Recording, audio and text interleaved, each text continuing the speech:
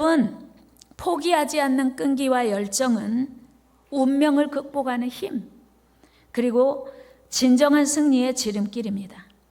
여러분은 지금 어떤 일을 하다가 포기하거나 중단하고 있지는 않습니까? 대부분의 사람들은 어떤 일을 열정을 가지고 시작했다가도 여러 가지 이유로 중도에 포기하는 일이 많이 있습니다. 그러나 우리 하나님은 결코 우리가 포기하는 것을 원치 않으십니다. 왜요? 하나님 자신도 포기하지 않으시기 때문입니다. 오늘 본문에서 우리 하나님은 요나 선지자에게 니느웨 성에 가서 복음을 전하라고 그 성을 구원하라는 사명을 주십니다. 여러분, 하나님께서 우리에게 주시는 사명이 때로는 제가요? 어떻게 해요? 어려운데요? 힘들어요. 너무 당황스러워요. 말도 안 돼요. 이렇게 반응해야 할 사명도 주십니다. 오늘 본문의 요나 역시 하나님께서 가라고 명령하신 그곳 니느웨는 결코 가고 싶지 않은 곳이었습니다. 니느웨는 당시 근동의 패자로서 북이스라엘을 여러 차례 공격했던, 위협했던 이스라엘의 대적 국가예요. 그 대적 국가 아수르의 수도가 바로 니느웨였습니다. 니느웨는 당시에 하나님 앞에서 교만했고 잔인하며 크게 범죄한 나라, 그리고 심히 부패하고 타락한 나라였습니다. 그러니 요나가 그 원수 같은 나라에게 가서 복음을 전한다고 하는 것은 죽기보다 더 싫은 일이었어요. 그래서 하나님은 요나에게 그 성을 구원하라고 하셨지만 요나는 결코 순종할 마음이 없었습니다.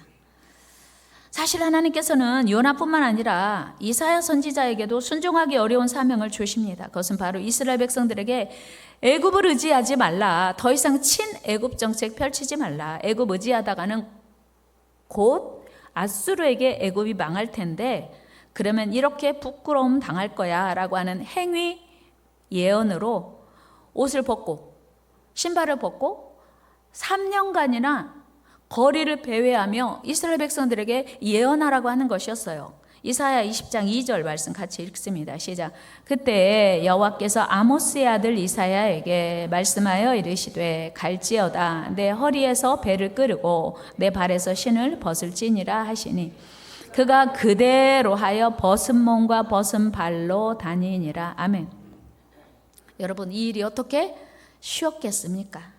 어떻게 유쾌했겠습니까? 그러나 애굽을 의지하다가는, 하나님을 의지하지 않고 애굽을 의지하다가는 반드시 멸망해서 이스라엘 백성들 모두가 이렇게 부끄러움을 당할 거라고 하는 행위 예언을 하라고 하나님께 사명받았기 때문에 이사야는 그대로 순종했습니다. 이스라엘 백성들에게 앞으로 멸망할 애굽을 의지하지 말라는 예언을 그는 몸으로 했던 것입니다. 그 명령을 수행하기 위해서 수치를 당하고 체면을 구기는 일, 얼마나 고통스러웠겠습니까? 그러나 이사야 선지자에게 하나님의 사명이 훨씬 더 소중했습니다. 그뿐 아닙니다. 하나님은 예레미야 선지자에게도 예루살렘이 멸망할 것을 예언하고 선포하라고 명령하세요. 혹시라도 그들이 하나님의 명령을 듣고 회개하고 하나님께 돌아오게 되기만 한다면 그들에게 내리려고 했던 저주를, 재앙을 내리지 않겠다고 하나님은 말씀하신 거예요. 3절 말씀 읽어요. 예레미야 시작. 그들이 듣고 혹시 각각 그 악한 길에서 돌아오리라. 그리하면 내가 그들의 악행으로 말미암아 그들에게 재앙을 내리려 하던 뜻을 돌이키리라. 아멘. 그러니까 예레미야 선지자가 반드시 우리 멸망합니다. 하나님께 회개해야 합니다. 이 예언을 선포했습니다. 그런데 그 예언을 선포하자마자 예레미야는 죽을 위기에 처합니다. 우리 8절 말씀 같이 읽어요. 시작. 예레미야가 여호와께서 명령하신 말씀을 모든 백성에게 전하기를 마침에 제사장들과 선지자들과 모든 백성이 그를 붙잡고 이르되 네가 반드시 죽어야 하리라. 아멘. 다 예레미야를 죽이려고 하는 거예요. 우리나라가 앞으로 승승장구할 거다, 뭐 이런 얘기를 해야 백성들이 좋아하는데 이대로 가다가는 멸망합니다. 이런 예언을 했다고 다 죽이려고 하는 거예요. 뿐만 아니고 엘리야 선지자 역시 북이스라엘의 아합에게 앞으로 하나님의 말씀이 없으면 비도 이슬도 내리지 않겠다고 예언하라고 하나님이 하시는 거예요. 언제까지? 몇 년 동안, 수년이요, 수년. 그러니 이스라엘 나라는 여러분 아시는 것처럼 건조한 나라예요. 건기가 훨씬 길고 우기가 짧습니다. 그런데 건기 우기 상관없이 비도 이슬도 내리지 않는다고 하니 그것도 수년 동안 그 예언을 한 엘리야를 죽이려고 하는 거예요. 열왕기상 17장 1절 읽어요. 시작. 길르앗에 우거하는 자 중에 디셉 사람 엘리야가 아합에게 말하되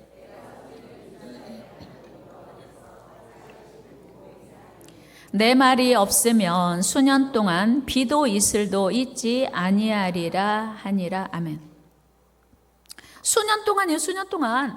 사실은 한 6개월 정도만 비가 안 와도 지금 올여름에 콩 농사 지신 분들이요, 콩꽃이 필 때 비가 와야 열매가 많이 맺는데 너무 뜨겁고 비가 없어서 콩 깍지가 빈 게 참 많대요. 그런데 하물며 수년, 1년도 아니고 뭐 3년, 6개월 비가 안 온다고 하니 이건 저주죠. 어마어마한 재앙입니다. 엘리야 선지자는 하나님께서 명령하신 대로 아합을 만나서 하나님 말씀을 그대로 전해요. 그리고 그 유명한 갈멜산 대결을 합니다. 여러분, 이처럼 우리 하나님께서는 하나님이 3년 6개월 지난 후에 다시 엘리야 선지자가 가서 이제 비를 내려주시겠다고 하라 해요. 엘리야 선지자가 또 가서 그 이야기를 합니다. 열왕기상 18장 1절이죠. 시작. 많은 날이 지나고 제3년에 여호와의 말씀이 엘리야에게 임하여 이르시되 너는 가서 아합에게 보이라. 내가 비를 지면에 내리리라. 아멘. 엘리야 선지자는 죄 없어요. 하나님이 가서 비 안 온다고, 앞으로 비 안 올 거라고 해. 그래서 알겠어요 했고, 앞으로 이제 비가 올 거야 라고 하나님이 말씀하셔서 가서 그렇게 전한 거예요. 그런데 아합이 엘리야 선지자를 죽이려고 한 거예요. 하나님이 너 빨리 숨어라. 그래서 그리 시내가에 숨어 있었고 까마귀를 통해서 떡과 물을 공급해 주십니다. 그리고 그 이후에는 시돈 땅에 있는 사르밧 과부에게 피신하라고 알려주셔서 그대로 가서 거기서 3년 그 흉년 기근을 지내죠. 여러분, 이처럼 우리 하나님께서는 우리를 사랑하시지만 우리가 순종하기 어려운 사명을 내리실 때가 있습니다. 때로는 수치와 부끄러움은 물론 자존심, 체면까지 다 내려놓고 심지어는 목숨까지 내놓아야 할 만한 상황, 우리가 그 말씀을 순종하기에 너무나 어려운 사명을 주시기도 합니다. 미디안 광야에서 양을 치던 모세에게 하나님이 찾아오셔서 야, 내 백성 이스라엘을 바로의 손에서 건져라. 하나님, 제가 그때 40살 때 혈기왕성할 때, 젊고 건강할 때, 힘 있을 때, 그때 이스라엘 백성들 구원하려고 했을 때 그때는 왜 아무 말씀 안 하시고 이제서요? 저 80이에요. 그리고 제가 지금 40년 동안 한 거라고는 양을 치는 일밖에 아무것도 한 게 없어요. 저는 말도 못해요. 하나님, 저 못해요. 저 안 갑니다. 대단히 항변을 하죠. 아무것도 할 수 없었다고 거절하는 그 모세에게 하나님은 이스라엘 백성, 내 백성을 구원하라고 말씀하세요. 그러자 모세는 나같이 무능한 노인이 어떻게 애굽의 바로 앞에 설 수가 있으며 이스라엘 백성을 바로의 손에서 구원할 수 있겠습니까? 11절 말씀 같이 한번 읽어요. 시작. 모세가 하나님께 아뢰되 내가 누구이기에 바로에게 가며 이스라엘 자손을 애굽에서 인도하여 내릴까? 아멘. 무슨 얘기예요? 저 못해요. 못 가요. 안 가요. 바로 왕에게 이 노인이요? 80 먹은 노인이 바로 왕에게 가서 무슨 말 합니까? 결코 갈 수 없다고 항변하는 그에게 하나님 물러서지 않아요. 12절 말씀 한번 같이 읽어봐요. 시작. 하나님이 이르시되 내가 반드시 너와 함께 있으리라. 네가 그 백성을 애굽에서 인도하여 낸 후에 너희가 이 산에서 하나님을 섬기리니 이것이 내가 너를 보낸 증거니라. 아멘. 하나님이 물러서지 않으시는 거예요. 저 못해요, 안 해요, 저 말도 못해요, 늙었어요, 할 줄 아는 게 없어요 하는데 하나님이 결코 물러서지 않으시면서 하시는 말씀이 내가 너와 함께 할 거야. 내가 너와 함께 할 거야. 내가 너와 함께 할 거야. 믿습니까? 하나님이 책임지겠다는 거죠. 여러분, 하나님께 쓰임받은 훌륭한 하나님의 사람들도 처음부터 하나님의 명령에 기쁘게 순종했거나 하나님이 주신 사명을 기쁨으로 감당한 것은 아니더라고 하는 걸 성경을 통해서 우리는 확인하게 돼요. 오늘 본문의 요나 역시 하나님의 부르심과 사명 앞에 서게 됩니다. 그러나 하나님께서 주신 사명은 결코 유쾌하지도 행복하지도 않았습니다. 뿐만 아니고 그 명령에 순종하는 것은 죽을 만큼 싫은 일이었어요. 그리하여 요나는 하나님의 뜻과는 정반대되는 방향을 따라 떠납니다.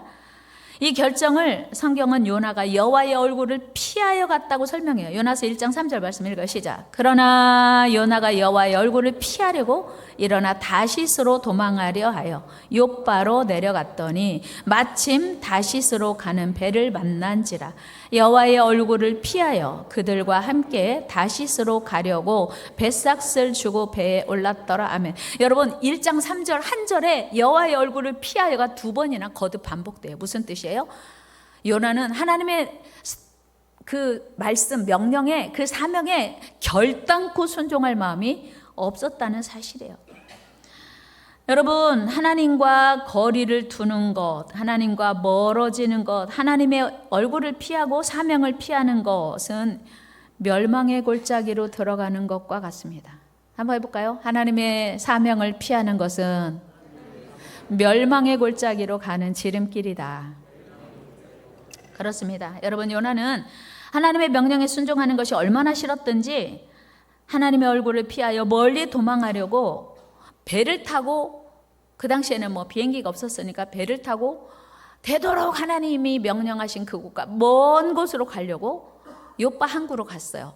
군산 항에는 국제선 중국 가는 거 뭐 옛날에 있었는데 지금 있는지 모르겠어요. 욥바 항구에 국제선이 있었어요. 내려갔는데 일설에 의하면 다시스로 가는 배가 3년에 한 번 정도 있을까 말까 한대요. 다시스는 지금의 스페인으로 그 당시에 땅끝이에요. 그러니까 지금 요나가 욥바 항구로 내려가서 어디든지 가는 배가 있으면 타고 도망치려고 했는데 마침 다시스로 가장 먼 곳 땅끝으로 가는 배가 있으니 할렐루야, 여호와 이래. 야, 하나님이 날 위해 준비하셨구나. 가만히 있어봐. 하나님이 니느웨로 가라고 하는 거 내가 잘못 들었나? 내가 그 사람을 구원하려고 하는데 그 사람이 너무 상황도 안 되고 환경도 안 되고 힘들어. 내가 그 사람을 전도하려고 하는 거 내가 잘못 생각했나? 이렇게 생각하는 게 옳은 일이 아니라는 거예요. 요나는 내가 니느웨로 가라고 하는 하나님의 음성 들은 게 잘못 들었나? 어떻게 이렇게 마침 다시스로 가는 배가 있을 수가 있어? 할렐루야 하고 배를 기쁘게 탔어요.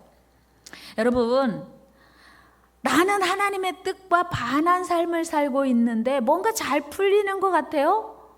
그래도 쾌제 부르면 안 돼요. 콧노래 부르면 안 돼요. 할렐루야 하면 안 됩니다.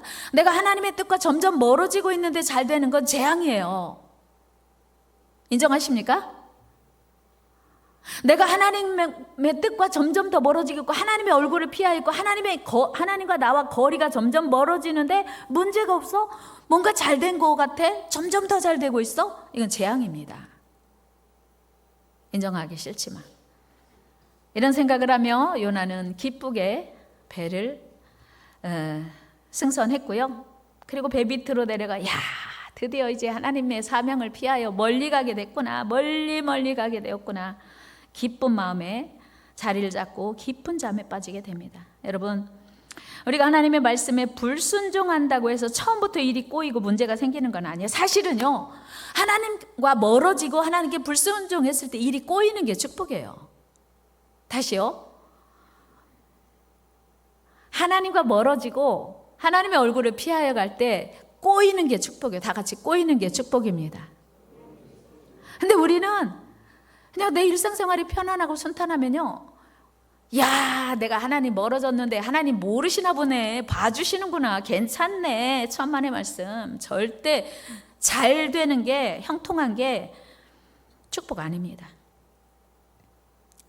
그래서 우리는 평안할 때도 내가 과연 지금 하나님의 뜻 안에서 살고 있는가를 점검해야 돼요. 내가 지금 과연 하나님의 뜻에 순종하고 있는가를 점검해야 돼요. 하나님은 불꽃 같은 눈으로 우리의 심장과 폐부를 살피시고 있기 때문이에요. 요나도 아주 기분 좋게 항해를 시작했으니 얼마나 행복했겠어요. 야, 드디어 내가 이제는 하나님이 가라고 하는 도시가 아니라 땅끝에 가게 되는구나. 하나님 나를 못 찾겠지. 하나님 나를 더 이상 간섭하지 못하시겠지. 그런데 여러분, 하나님이 누구십니까? 하나님은 요나 같은 바로 그 배가 지나가는 그 바다에 어마어마한 풍랑을 내리십니다. 그리고 요나 같은 배는 그 큰 풍랑으로 인하여 배가 거의 깨어지게 될 지경에 이릅니다. 배를 관장하는 선장과 사공들은 그 큰 풍랑에서 어떻게 하면 살아남을지를 고민하며 야단법석일 동안 요나는 아무 문제 없이 깊은 잠에 취해 있었습니다. 드디어 선장이 배 안에 모든 사람이 일어나가지고 난리법석을 치는데 잠자고 있는 유일한 한 사람 요나를 찾아가서 깨우면서 말합니다. 야, 너 지금 뭐하고 있어? 우리 다 죽게 된 거야. 빨리 일어나서 너희 하나님께 기도하라. 여러분, 제가 여러분들께 기도합시다 그러면 목사님 맨날 하는 소리 예사로 들어요. 그런데 자녀가 때로 엄마 기도해야 될 것 같아요. 그러면 이거 하나님의 음성입니다. 옆집 사람이 하나님 벌써 열심히 안 믿어. 때로는 안 믿는 사람이 요즘 기도 열심히 안 해요? 이런 얘기 한다면 그건 진짜 하나님 음성으로 들어야 돼요. 선장이 와가지고 하나님을 안 믿는 선장이 너의 하나님께 기도하라. 물론 우리가 생각하는 하나님이라기보다는 너의 신께 빨리 기도해, 도움을 요청해, 이렇게 재촉하고 있는 거죠. 그리고 그들은 제비를 뽑아서 이 재앙이 누구로 말미암았는지를 확인하자고 제비를 뽑았는데 누가 당첨되었을까요? 요나. 요나가 거꾸로 하면 뭐게요? 요나, 나요. 요나가 당첨됐어요. 이때 요나의 심정이 어떠했겠습니까? 드디어 올 것이 왔구나. 요나는 이 풍랑이 자신이 하나님의 말씀을 불순종했기 때문임을 너무나 잘 알고 있었기에 이실직고 합니다. 여러분, 하나님께서 우리에게 주신 사명은 결코 피할 수 없는 십자가입니다. 왜요? 하나님이 포기하지 않으시기 때문이에요. 같이 해요. 우리의 사명은 피할 수 없는 십자가다. 아멘. 엊그저께 그 국민일보에 직분은 명예가 아니고 멍해다, 이렇게 타이틀 기록되어 있더라고요. 사명은 명예가 아니고 십자가예요. 멍해예요. 그러니까 내가 그거를 감당하다 죽기로 작정하는 거예요. 그런데 요나가 피하려고 했죠. 포기하지 않는 하나님은 바다를 점점 더 흉흉하게 하셨을 뿐 아니라 모두의 목숨이 이태릴 만큼 급박해졌습니다. 우리 11절 말씀 한번 같이 읽어볼까요? 시작. 바다가 점점 흉흉한지라 무리가 그에게 이르되 우리가 너를 어떻게 하여야 바다가 우리를 위하여 잔잔하겠느냐 하니, 요나에게 이제 점점 좁혀오는 거예요. 왜요? 요나가 당첨됐으니까. 요나가 자기 알잖아요. 이런 상황이 왜 일어났는지 다 몰라도 알아요. 우리 알잖아요. 누가 말하지 않아도 이미 알고 있어요. 13절에도 보면 점점 더 흉흉한지라, 사태가 얼마나 급박하게 움직여지는지를 성경은 기록하고 있습니다. 이 정도면 상황이 얼마나 혼란스러운지 짐작되지 않습니까? 여러분, 하나님의 사람들이 사명을 외면하고 하나님의 뜻을 거스르면 상황이 해결되기는커녕 시간이 지난다고 이건 해결되는 게 아니에요. 점점 더 어려워지고 악화됨을 우리는 기억해야 합니다. 여러분, 우리가 처한 상황이 악화되면 우리는 어떻게 합니까? 보통은 야, 이 상황을 누가 해결할 수 있지? 그래서 선장이 막 나서서 해결하려고 하는 거예요. 아니면 그 물건이 너무 많아서 그런가? 배에 있는 물건들을 다 바다에 던집니다. 그런 아이들은 너무나 무섭고 위협적인 상황이 개선되지 않자 다 함께 하나님께 부르짖습니다. 14절 말씀 읽어요. 시작. 무리가 여호와께 부르짖어 이르되 여호와여 구하고 구하오니 이 사람의 생명 때문에 우리를 멸망시키지 마옵소서. 무지한 피를 우리에게 돌리지 마옵소서. 주 여호와는 주의 뜻대로 그 배에 탄 모든 사람들이 다 함께 하나님께 기도하면서 요나의 하나님께 기도하면서 요나 한 사람이 잘못한 걸 우리에게 돌리지 마소서. 요나가 잘못했는데 왜 우리가 고통당해야 합니까? 뭐 이런 호소를 하나님께 드리고 있는 거죠. 여러분, 우리의 환경이 나아질 기미가 보이지 않고 점점 더 악화되면 그때가 바로 하나님께 부르짖어야 할 때임을 기억하시기 바랍니다. 우리도 하나님께 부르짖어 기도합시다. 한번 얘기할까요? 더 이상 버티지 말고 기도합시다. 더 크게 더 이상 버티지 말고 기도합시다. 아멘. 왜요? 우리를 사랑하시는 하나님은 우리를 결코 포기하지 않으시기 때문이에요. 여러분, 코너로 내가 점점 몰려온다 싶으면요, 기도할 때예요. 하나님께 나아갈 때예요. 여러분, 코너로 몰리는데 점점 더 피하지 말고 하나님께 나아가시기를 바랍니다. 그리고 마침내 요나는 풍랑이는 바다에 던져지게 됩니다. 그런데 놀랍게도 요나가 바다에 던져지자마자 바다가 고요해지는 거예요. 배에 탄 모든 사람, 와, 이거 진짜 요나 때문이었다고? 요나가 믿는 하나님 때문이었다고? 와, 요나가 믿는 하나님이 바다도 지으셨구나. 그 풍랑 일던 무서웠던 바다가 갑자기 잔잔해지는 거 보면서 온 세상을 지으신 하나님이 바다도 다스리시는구나.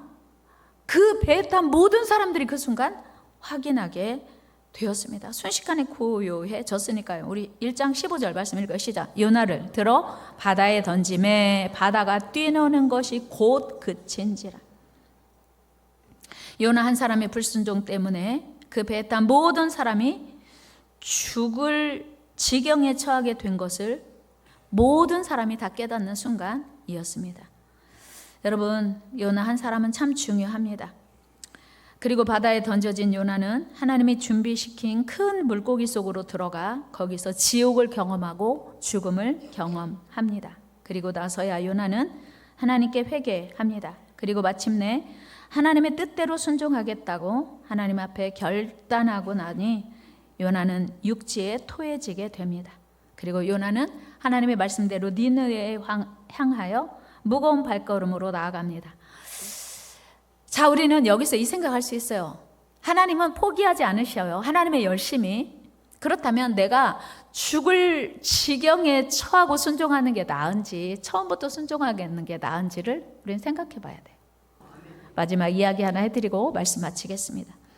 알렉산더 대왕은 33세에 세계를 정복했습니다. 대단하지요. 33살에 세계를 정복했으니 그가 불법한 군인을 색출하여 징계하던 때에 한 18, 19 먹은 군인, 잘생긴 군인 한 명이 붙잡혀 왔습니다. 죄목은 그가 원수 앞에서 도망쳤다는 것입니다. 원수를 향해 힘껏 나가 싸워야 되는데 원수 앞에서 무서워서 도망쳤다는 거예요. 알렉산더는 이 비겁한 자를 보고 참을 수 없었으나 감정을 누르고 부드럽게 그를 향하여 이렇게 질문했습니다. 너의 이름이 무엇이냐? 네, 대왕님, 저의 이름은 알렉산더입니다. 임금이 깜짝 놀랐어요. 뭐라고? 알렉산더 대왕이 비겁한 군인을 잡아와서 너 이름 뭐냐 했더니 알렉산더 이름이 똑같은 거예요.